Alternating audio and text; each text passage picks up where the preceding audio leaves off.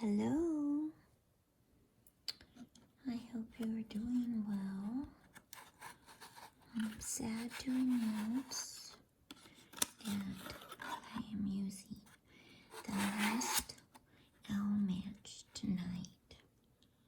So, hopefully I will have some other cool matches for you next time. It's pretty dark, so let's get started by lighting this match in our beeswax candle.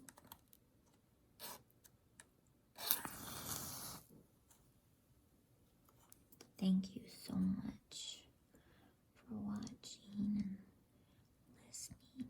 Please don't go out. You're our last one. Well, that was close. Thank you for subscribing and liking and just for checking this out. I really appreciate it. I'm going to blow this out. And we're going to get started right away tonight because I'm going to read quite a bit. We have a new chapter book we're starting. And it's called The Lion, the Witch, and the Wardrobe by C.S. Lewis. And it's the first of 3 books, Chronicles of Narnia. And I did get the full color collection, full color collector's edition. I'm going to move the candle a little forward. And just a reminder, I don't edit these videos, so please allow any imperfections to just be. And breathe. Okay, let's start.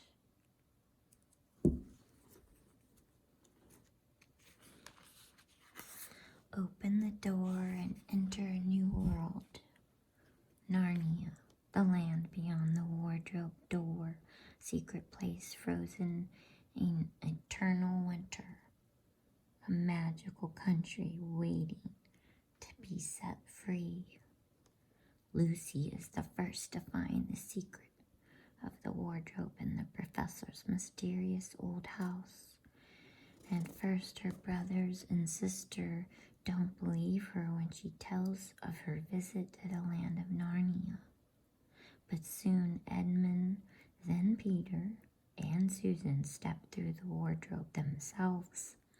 In Narnia, they find a country buried under the evil enchantment of the White Witch.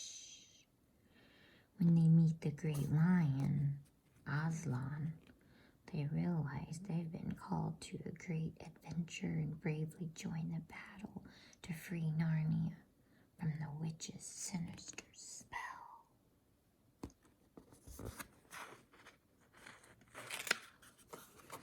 Here's a map of Narnia and the surrounding countries. We got Narnia up here.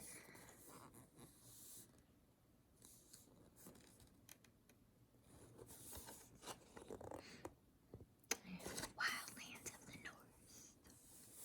I'm not going to try to pronounce all the other ones. Oh, I didn't even think. I might have trouble pronouncing some of these names. I'm not going to use different voices for the different kids. It's too much work. Okay, here we go. It says book 2, so I'm not sure. Oh, I guess book 1 is The Magician's Nephew. And we're on book 2, The Lion, the Witch, and the Wardrobe. Whoa, so there's 7 books. Holy cow. My sister loved to read. I bet she read them all. Okay, let's get started. I have never read this book. I'm not going to read that. Where is the story? We're getting there. Okay, chapter 1. Can you see all the words? I'll lift it up when we get to the bottom, okay? Lucy looks into a wardrobe. Once there were 4 children whose names were Peter, Susan, Edmund, and Lucy. The story is about something that happened to them when they were sent away from London during the war because of the air raids. They were sent to the house of an old professor who lived in the heart of the country, 10 miles from the nearest railway station and 2 miles from the nearest post office. He had no wife, and he lived in a very large house with a housekeeper called Mrs. Macready and 3 servants. Their names were Ivy, Margaret, and Betty, but they do not come into the story much. He himself was a very old man with shaggy white hair, which grew over most of his face as well as on his head, and they liked him almost at once. But on the first evening when he came out to meet them at the front door, he was so odd-looking that Lucy, who was the youngest, was a little afraid of him, and Edmund, who was the next youngest, wanted to laugh and had to keep on pretending he was blowing his nose to hide it. As soon as they had said goodnight to the professor and gone upstairs on the first night, the boys came in the girls' room and they all talked it over. "We've fallen on our feet and no mistake," said Peter. "This is going to be perfectly splendid. That old chap will let us do anything we like." "I think he's an old dear," said Susan. "Oh, come off it," said Edmund, who was tired and pretending not to be tired, which always made him bad-tempered. "Don't go on talking like that." "Like what?" said Susan. "And anyway, it's time you were in bed." "Trying to talk like mother," said Edmund. "And who are you to say when I'm to go to bed? Go to bed yourself." "Hadn't we all better go to bed?" said Lucy. "There's sure to be a row if we're heard talking here." "No, there won't," said Peter. "I tell you, this is the sort of house where no one's going to mind what we do. Anyway, they won't hear us. It's about 10 minutes walk from here down to that dining room, and any amount of stairs and passages in between." "What's that noise?" said Lucy suddenly. It was a far larger house than she had ever been in before, and the thought of all those long passages and rows of doors leading into empty rooms was beginning to make her feel a little creepy. "It's only a bird, silly," said Edmund. "It's an owl," said Peter. "This is going to be a wonderful place for birds. I shall go to bed now. I say, let's go and explore tomorrow. You might find anything in a place like this. Did you see those mountains as we came along? And the woods? There might be eagles. There might be stags. There'll be hawks." "Badgers," said Lucy. "Foxes," said Edmund. "Rabbits," said Susan.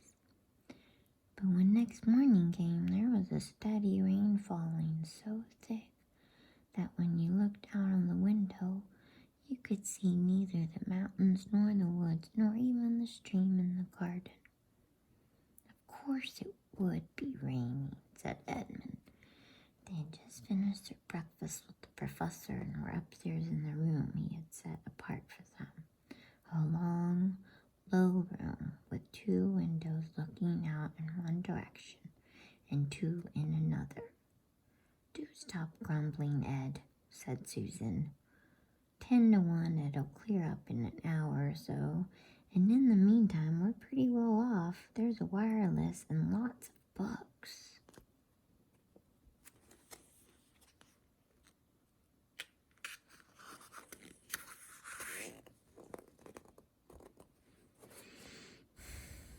"Not for me," said Peter. "I'm going to explore in the house." Everyone agreed to this, and that was how the adventures began, was the sort of house that you never seem to come to the end of, and it was full of unexpected places. The first few doors they tried led only into spare bedrooms, as everyone had expected that they would. But soon they came to a very long room full of pictures, and there they found a suite of armor. And after that there was a room all hung with green, with a harp in one corner. And then came 3 steps down and 5 steps up, and then a kind of little upstairs hall, and a door that led out onto a balcony. And then a whole series of rooms that led into each other and were lined with books. Most of them very old books, and some bigger than a Bible in a church. And shortly after that they looked into a room that was quite empty, except for one big wardrobe right there. See the 4 children's shadows. The sort that has a looking glass in the door. There was nothing else in the room at all, except a dead blue bottle on the windowsill. Nothing there, said Peter, and they all trooped out again, all except Lucy. She stayed behind because she thought it would be worthwhile trying the door of the wardrobe, even though she felt almost sure that it would be locked. To her surprise, it opened quite easily, and 2 mothballs dropped out. Looking into the inside, she saw several coats hanging up, mostly long fur coats. There was nothing Lucy liked so much as the smell and feel of fur. She immediately stepped into the wardrobe and got in among the coats and rubbed her face against them, leaving the door open. Of course, because she knew that it is very foolish to shut oneself into any wardrobe. Soon she went further in and found that there was a second row of coats hanging up behind the first one. It was almost quite dark in there, and she kept her arms stretched out in front of her so as not to bump her face into the back of the wardrobe. She took a step further in, then 2 or 3 steps, always expecting to feel woodwork against the tips of her fingers, but she could not feel it.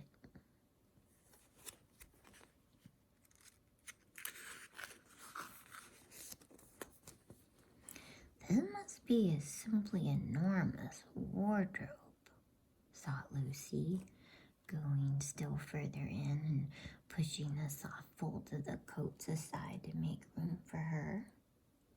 Then she noticed that there was something crunching under her feet.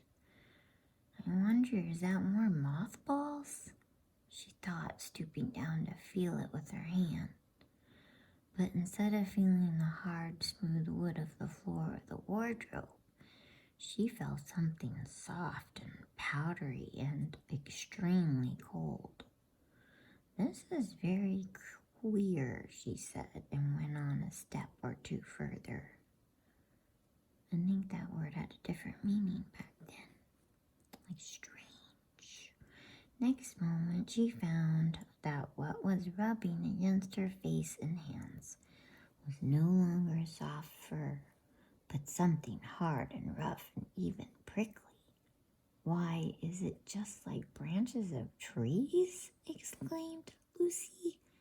And then she saw that there was a light ahead of her, not a few inches away where the back of the wardrobe ought to have been, but a long way off. Something cold and soft was falling on her. A moment later, she found that she was standing in the middle of a wood, at night time with snow under her feet and snowflakes falling through the air.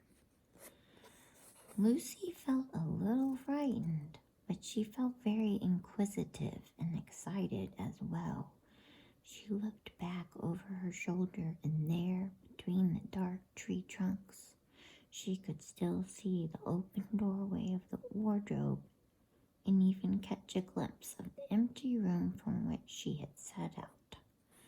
She had, of course, left the door open, for she knew that it is a very silly thing to shut oneself into a wardrobe.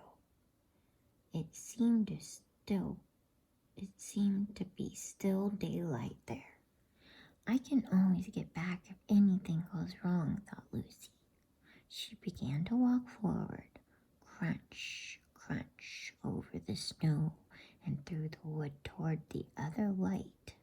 In about 10 minutes she reached it and found it was a lamppost. As she stood looking at it, wondering why there was a lamppost in the middle of a wood and wondering what to do next, she heard a pitter-patter of feet coming toward her. And soon after that, a very strange person stepped out from among the trees into the light of the lamppost.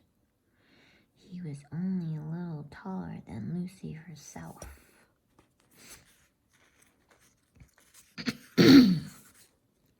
Excuse me. And he carried over his head an umbrella, white with snow. From the waist upward, he was like a man, but his legs were shaped like a goat's. The hair on them was glossy black, and instead of feet, he had goat's hooves. He also had a tail, but Lucy did not notice this at first because it was neatly caught up over the arm that held the umbrella so as to keep it from trailing in the snow. He had a red woolen muffler around his neck, and his skin was rather reddish too. He had a strange but pleasant little face, with a short pointed beard and curly hair, and out of the hair there stuck 2 horns, one on each side of his forehead. One of his hands, as I have said, held the umbrella. In the other arm he carried several brown paper parcels. What with the parcels and the snow, it looked just as if he had been doing his Christmas shopping. He was a fawn, and when he saw Lucy, he gave such a start of surprise that he dropped all his parcels. "Goodness gracious me!" exclaimed the fawn. Chapter 2, what Lucy found there. I'm going to drink a little bit of water. Probably read one more chapter.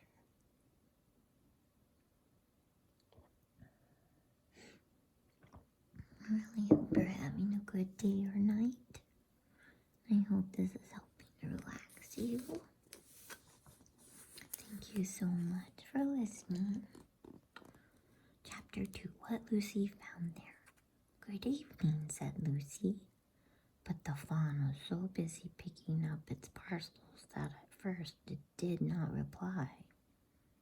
When it had finished, it made her a little bow. It made her a little bow, I think. Good evening," said the fawn. "Excuse me, I don't want to be inquisitive, but should I be right in thinking that you are a daughter of Eve?" "My name's Lucy," said she, not quite understanding him. "But you are, forgive me, you are what they call a girl," asked the fawn. "Of course I'm a girl," said Lucy. "You are, in fact, human?" "Of course I'm human," said Lucy, still a little puzzled. To be sure," said the fawn. "How stupid of me. But I've never seen a son of Adam or a daughter of Eve before. I am delighted." That is to say, and then it stopped as if it had been going to say something it had not intended, but had remembered in time. Delighted, it went on. Allow me to introduce myself. My name is Tumnus. I'm very pleased to meet you, Mr. Tumnus, said Lucy. And there he is, half goat. There's Lucy, walking in the woods in the snow. He picked up all his parcels. Okay, and may I ask, oh, Lucy, daughter of Eve, said Mr. Tumnus, how you have come into Narnia. Narnia? What's that? Said Lucy. This is the land of Narnia, said the fawn, where we are now. All that lies between the lamppost and the great castle of Caerparavel on the eastern sea. And you have come from the wild woods of the west. I got in through the wardrobe in the spare room, said Lucy. Ah, said Mr. Tumnus in a rather melancholy voice. If only I had worked harder at geography when I was a little fawn, I should no doubt know all about those strange countries. It is too late now. But they aren't countries at all, said Lucy, almost laughing. It's only just back there, at least. I'm not sure. It is summer there. Meanwhile, said Mr. Tumnus, it is winter in Narnia and has been for ever so long, and we shall both catch cold if we stand here talking in the snow. Daughter of Eve from the far land of Spare-Ohm, where eternal summer reigns around the bright city of Wardrobe. Oh, I get it. Spare-Ohm, like spare room and wardrobe. How would it be if you came and had tea with me? Thank you very much, Mr. Tumnus, said Lucy, but I was wondering whether I ought to be getting back. It's only just round the corner, said the fawn, and there'll be a roaring fire and toast and sardines and cake. Well, it's very kind of you, said Lucy, but I shan't be able to stay long.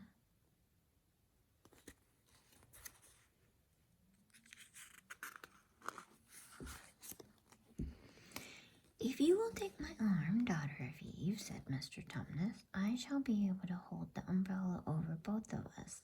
That's the way. Now, off we go. And so Lucy found herself walking through the wood, arm in arm with this strange creature, as if they had known one another all their lives. They had not gone far before they came to a place where the ground became rough, and there were rocks all about, and little hills up and little hills down.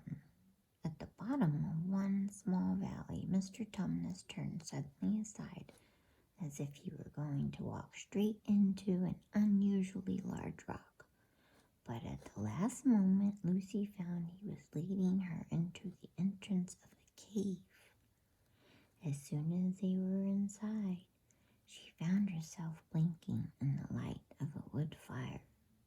Then Mr. Tumnus stooped and took a flaming piece of wood out of the fire with a neat little pair of tongs and lit a lamp. Now we shan't be long, he said, and immediately put a kettle on. There's Lucy and the fawn, Mr. Tumnus, the fire, and the yummies. Well, he's taking good care of her. Lucy thought she had never been in a nicer place. It was a little dry, clean cave of reddish stone with the carpet on the floor and two little chairs. One for me and one for a friend, said Mr. Tumnus, and a table and a dresser and a mantelpiece over the fire, and above that a picture of an old fawn with a gray beard. In one corner there was a door which Lucy thought must lead to Mr. Tumnus's bedroom.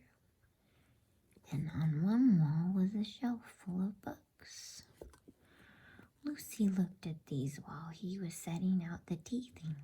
They had titles like The Life and Letters of Silenus, or Nymphs and Their Ways, or Men, Monks, and Gamekeepers, A Study in Popular Legend, or Is Man a Myth? Now, Daughter of Eve, said the fawn, and really it was a wonderful tea.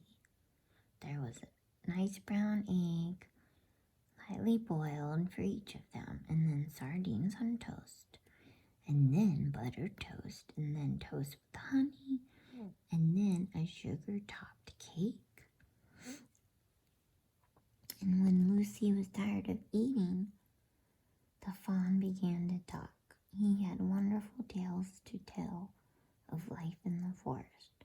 He told about the midnight dances and how the nymphs who lived in the whales and the dryads who lived in the trees came out to dance with the fawns, about long hunting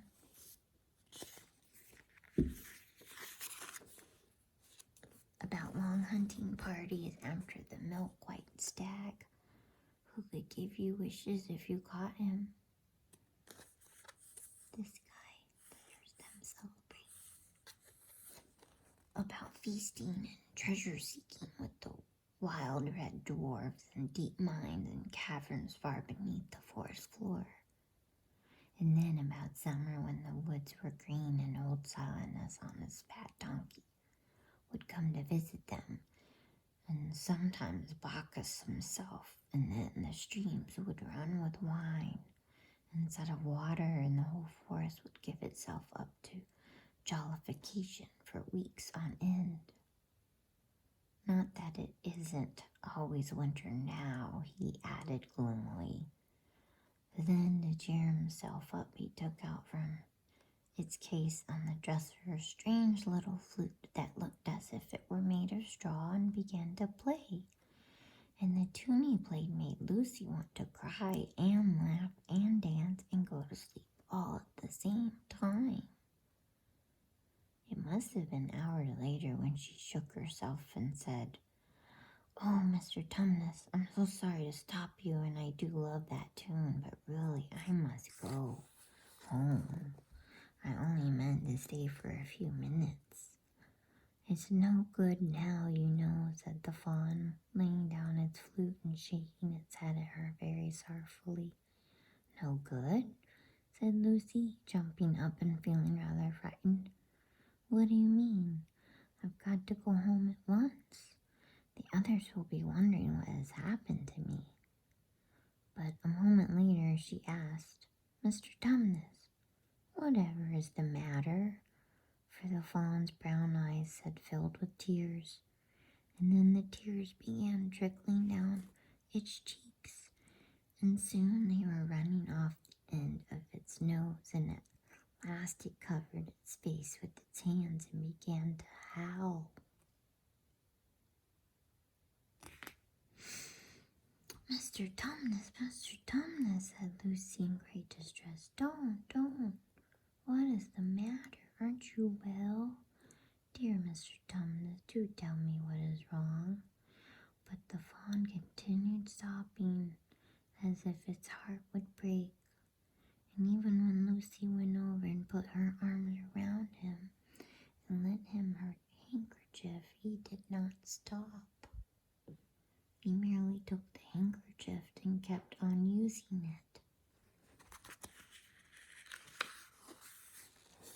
wringing it out with both hands whenever it got too wet.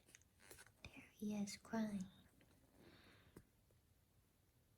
Never got too wet to be any more use, so that presently Lucy was standing in a damp patch. "Mr. Tumnus," bawled Lucy in his ear, shaking him, "do stop it at once. You ought to be ashamed of yourself. Great big fawn like you, what on earth are you crying about?" Oh, sobbed Mr. Tumnus. I'm crying because I'm such a bad fawn. I don't think you're a bad fawn at all, said Lucy. I think you're a very good fawn. You are the nicest fawn I've ever met. Oh, you wouldn't say that if you knew, replied Mr. Tumnus between his sobs. No, I'm a bad fawn. I don't suppose there ever was a worse fawn since the beginning of the world. But what have you done? Asked Lucy. My old father now, said Mr. Tumnus. That's his picture over the mantelpiece. He would never have done a thing like this. A thing like what? Said Lucy. Like what I've done, said the fawn. Taken service under the White Witch. That's what I am. I'm in the pay of the White Witch. The White Witch? Who is she? Why, it is she that has got all Narnia under her thumb. It's she that makes it always winter. Always winter, never Christmas. Think of that. How awful, said Lucy. But what does she pay you for? That's the worst of it, said Mr. Tumnus with a deep groan. I'm a kidnapper for her. That's what I am. Look at me, daughter of Eve. Would you believe that I'm the sort of fawn to meet a poor innocent child in the wood? One that had never done me any harm, and pretend to be friendly with it and invite it home to my cave, all for the sake of lulling it to sleep and then handing it over to the White Witch. No, said Lucy, I'm sure you wouldn't do anything of the sort. But I have, said the fawn. Well, said Lucy rather slowly, for she wanted to be truthful and yet not be too hard on him. Well, that was pretty bad, but you're so sorry for it that I'm sure you will never do it again. Daughter of Eve, don't you understand, said the fawn. It isn't something I have done. I'm doing it now, this very moment. What do you mean? Cried Lucy, turning very white.